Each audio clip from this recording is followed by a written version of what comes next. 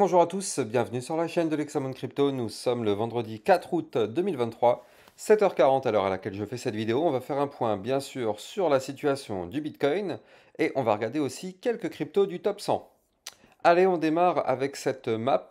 On voit qu'effectivement on a le PLS qui est en énorme pump, plus 28%. Sinon on a des petites performances du côté du GMX, du INJ, X et XRD. On a un Bitcoin, vous le voyez, qui est en hausse de plus 0,3%.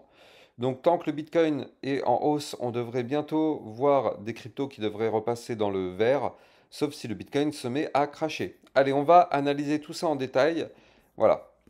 On démarre cette vidéo avec le Bitcoin en vue jour. Bien sûr, je rappelle à tout le monde que tout ce que je vais vous dire dans cette vidéo ne sont en aucun cas à prendre pour des conseils financiers.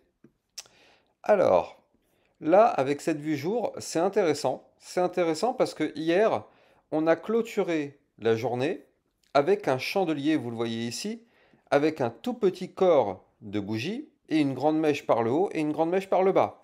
On appelle ça un doji d'hésitation. Donc en gros, ça veut juste dire que là, il y a une indécision complète du marché. On ne sait pas du tout dans quelle direction on a envie d'aller avec ce doji-là, c'est ça que ça nous dit. Et effectivement, là, on galère. On galère pourquoi? Parce qu'actuellement, on est sous la résistance des 29 248 dollars. Donc du coup, bah, pour l'instant, on est bloqué, vous l'avez compris. Et on est aussi dans un espèce de petit range. Je vais vous le dessiner un petit peu comme ceci, là. Voilà, tac, tac. On a une sorte un peu de range, un peu comme ceci. Donc là, vous le voyez, où le Bitcoin est en train de galérer actuellement dans ce bloc-là. Donc pour l'instant, on patiente. Donc là, tant qu'on ne break pas en réalité le bas de ce petit range qui est ici, aux 29 072 dollars, bon bah ça va, ça tient. Si par contre ce petit range ici lâche, bah vous l'avez compris, on va avoir un Bitcoin qui va chuter. Prochain gros niveau de support ici, 28 575 dollars.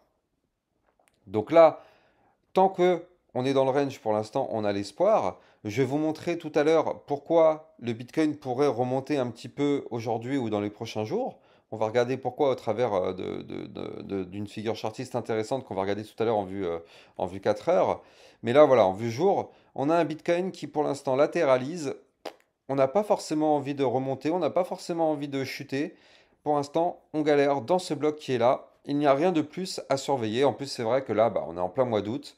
Vous l'avez compris, les volumes, ils sont quasiment à zéro. Franchement, c'est assez incroyable. Je me mets en vue semaine aussi rapidement. Là, en vue semaine, c'est pareil. On est actuellement pile poil sur un doji, si on clôture la semaine comme ça. Là, on est pareil, avec un chandelier en doji, petit corps de bougie, grande mèche en haut, grande mèche en bas. Donc là, c'est exactement pareil cette vue semaine. On est effectivement dans une zone où on ne sait vraiment pas du tout où on a envie d'aller. Alors, c'est l'été, c'est tout à fait normal. C'est comme ça que ça se passe à chaque fois. Quand on est en plein été, il n'y a plus aucun volume. Normal, les gens, ils ont autre chose à faire aussi quand c'est l'été, donc c'est normal. Les institutions, elles sont pas forcément ouvertes, les gros traders sont pas forcément disponibles, donc du coup, bah, on a un cours qui latéralise. Maintenant, on va se mettre en vue 4 heures, comme je vous l'avais dit, où il y a des choses qui commencent à devenir intéressantes. Mais avant ça, je rappelle au niveau du calendrier économique, on voit que là, aujourd'hui, on va avoir le taux de chômage du mois de juillet. Donc, on avait un taux de chômage à 3,6%. On s'attend à un taux de chômage à 3,6%.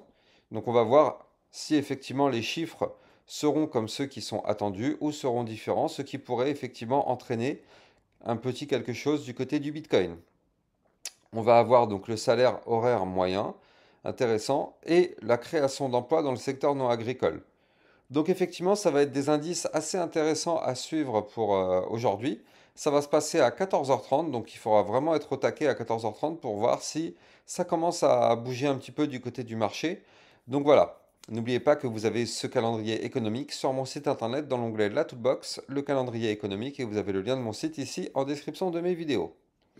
Alors comme je vous le disais, en vue 4 heures, c'est là où on commence à avoir des choses qui deviennent intéressantes du côté du Bitcoin. Mais attendez, hop, mince, j'ai fermé ma page, désolé. Voilà. Donc là, au niveau de la vue 4 heures, qu'est-ce qu'on voit? On voit que... Ah mince, je me suis mis en vue 12 heures. Voilà. On voit que on est en train de former potentiellement ici un double bottom. Vous savez, un double bottom est une figure chartiste de retournement haussière. Donc là, vous le voyez, on a un petit premier bottom, deuxième bottom qui est ici. On n'est pas très loin de breaker la ligne de coup du pattern pour le valider.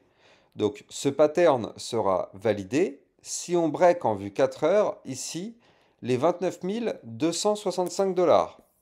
Donc là, c'est un pattern, si il se valide, qui pourrait nous emmener pas forcément très haut, mais qui pourrait nous emmener quand même aux 29 505 et nous faire reprendre le ruban de moyenne mobile. C'est comme ça qu'on avance. On prend des petites victoires et on fait des choses plus intéressantes. Donc là, il va falloir surveiller ça aujourd'hui. Le problème, c'est que la ligne de coup de ce double bottom est une résistance. 29 248, c'est la résistance à breaker. La ligne de coup du double bottom est un tout petit peu plus haut que cette résistance. Donc est-ce qu'on va réussir à breaker? Ça risque d'être quand même très compliqué de valider ce double bottom. Donc on va voir. En tout cas, ce qui serait bien, c'est que si on arrive à faire et valider ce double bottom, ça nous permettrait de regagner la résistance. Parce que là, effectivement, pour l'instant, c'est elle qui nous bloque. Mais voilà, ligne de coup, c'est une résistance, plus la résistance des 29 248, ça fait deux résistances à breaker pour qu'on puisse avoir un petit pump du côté du Bitcoin. Ça risque d'être quand même très difficile, mais tout est possible. Tout est possible du côté du Bitcoin. Surtout que, ouais, en réalité, quand on regarde bien là, comme ça, en vue 4 heures, il est quand même beaucoup plus propre ce double bottom. On peut aussi y voir une sorte de tasse séance en vue 4 heures. Elle est un peu moins propre, mais regardez, on a ici une tasse comme ceci. Puis là, si on arrive à former ce pattern comme ceci, ça nous fait la petite anse de la tasse. Donc je rappelle qu'une tasse séance, c'est une figure chartiste de retournement haussière. Donc quoi qu'il arrive, il faut breaker le niveau que je viens de vous donner. Mais effectivement, ça risque d'être quand même assez compliqué. Mais pour l'instant, on en prend la direction. Je ne sais pas si on va réussir à breaker, mais en tout cas, on en prend la direction de la validation de ce double bottom. Donc, ça peut être intéressant. Intéressant à suivre. On va voir, hein, on va voir ce qui se passe. Là, en plus de ça, ce qui est bien, c'est qu'on commence à avoir un RSI au niveau des 40 en vue 4 heures. Moi, ce que je voulais voir, c'est jeter un petit coup d'œil peut-être au niveau du MACD. Ça fait un bout de temps que je ne l'ai plus regardé. MACD, voilà, stratégie MACD. Ah mince, j'ai oublié, il faut que je désactive cet indicateur. Je le remets, MACD, voilà, parfait. Ah mince, pourquoi il n'aime pas? Pourtant, j'en ai plusieurs. À moins que mon abonnement il a pris fin. Ah mince, il faudra que je regarde ça. Bon bref, peut-être mon abonnement il a pris fin, il faut que je le renouvelle. Bon, c'est pas grave, je vous donnerai le momentum MACD bah, demain quand j'aurai réglé ce problème. Donc, on va jeter un petit coup d'œil au niveau du top 100 des cryptos. Là, vous avez vraiment tous les niveaux à suivre du côté du Bitcoin. Vous avez aussi le fait que potentiellement le Bitcoin peut remonter aujourd'hui.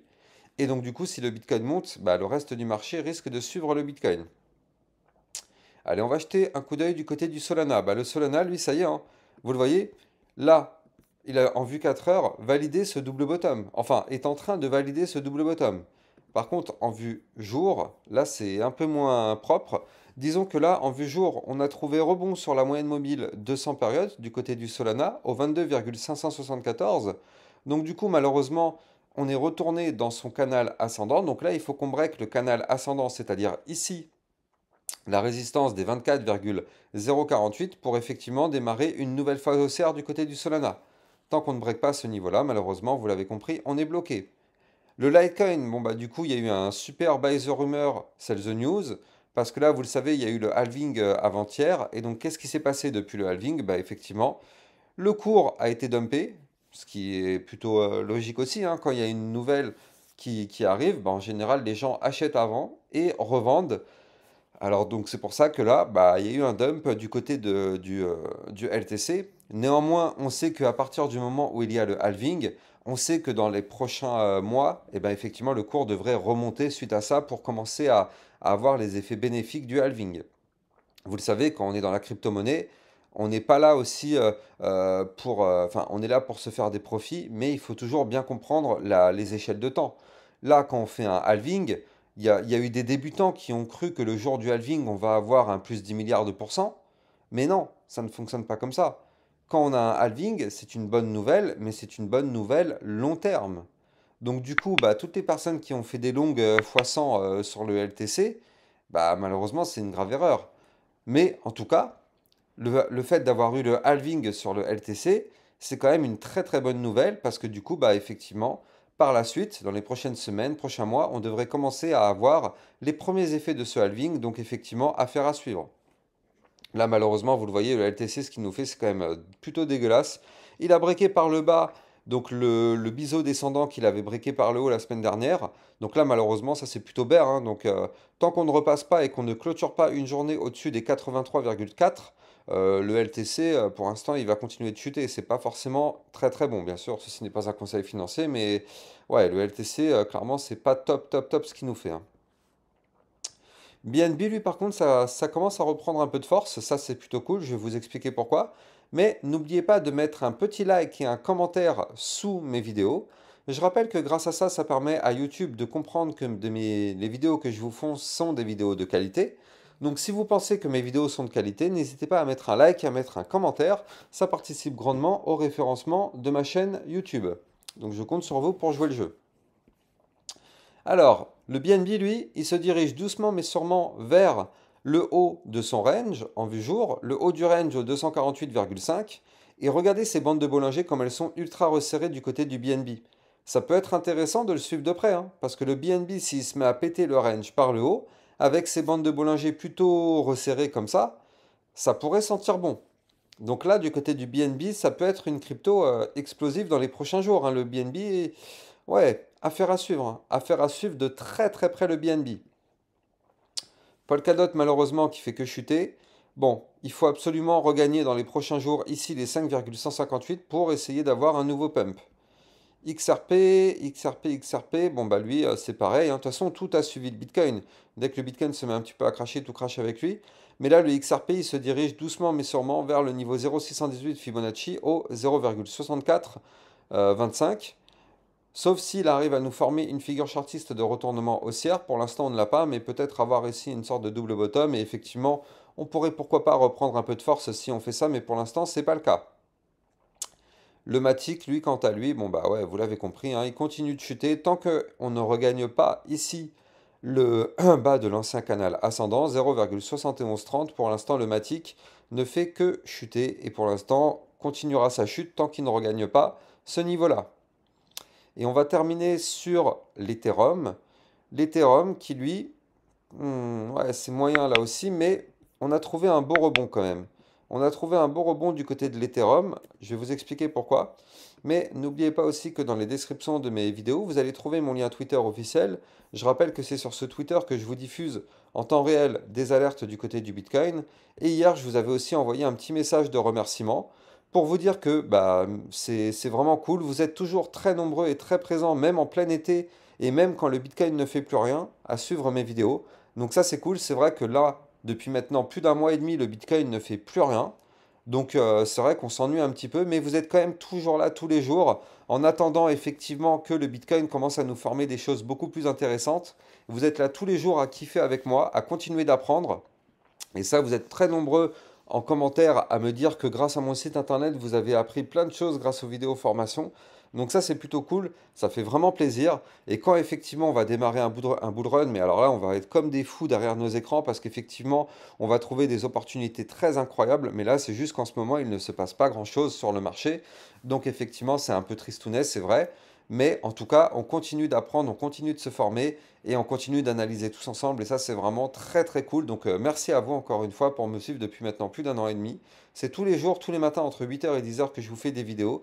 Donc effectivement, ça fait vraiment plaisir d'être là avec vous. Donc bref, si vous voulez suivre avec moi tout ce contenu sur Twitter, n'hésitez pas d'aller me rejoindre. Vous avez le lien ici en description de mes vidéos. Alors comme je vous le disais, donc l'Ethereum qui lui a trouvé un rebond pour l'instant sur le bas des bandes de Bollinger. Ici, vous le voyez. Donc tant qu'on ne perd pas les 1826 dollars, tout va bien. Si on perd ce niveau, on ira chercher le bas du range au 1783 dollars, zone de support. Par contre, on voit du côté de l'Ethereum qu'on a des bandes de Bollinger resserrées là aussi, hein, encore une fois. Donc je vous redonne le niveau à breaker, hein, c'est les 1933 dollars. Tant qu'on ne break pas ce niveau du côté de l'Ethereum, on est bloqué.